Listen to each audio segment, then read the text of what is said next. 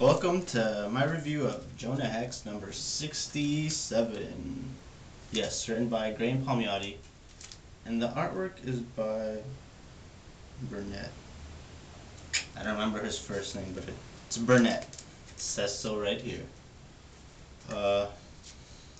So as tradition goes with Jonah Hex, each issue is a self-contained issue with guest artists on most occasions, but always written by Graham Palmiotti, and the formula works, and it has been working, and I imagine it will continue to work. So in this issue, we get Jonah Hex comes across these two men who are attacked by Indians while they are delivering a wagon full of medicine to a town. So what Jonah Hex does is he helps them, but the two men don't want to go into the town because they fear of getting sick.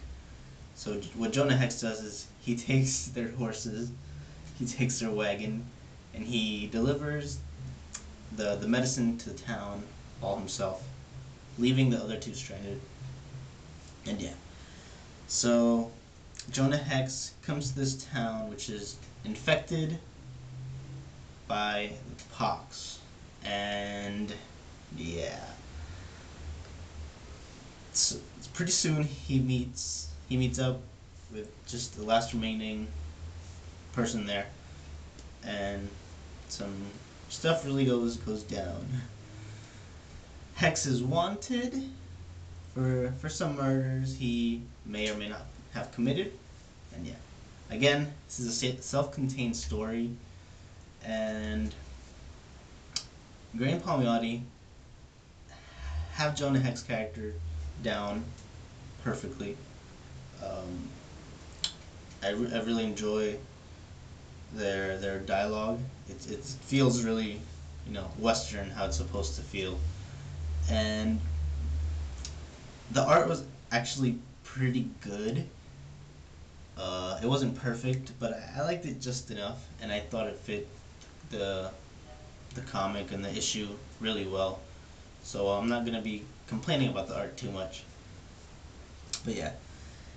However, I know there's supposed to be self-contained issues, but I did have a problem with the pacing of this issue, and I think this is the first time I feel this way. But this particular issue would have really benefited if it was stretched out into another issue, if you didn't get just everything in this issue, because it's really a lot to take in, and it just so happens too quickly, in my opinion.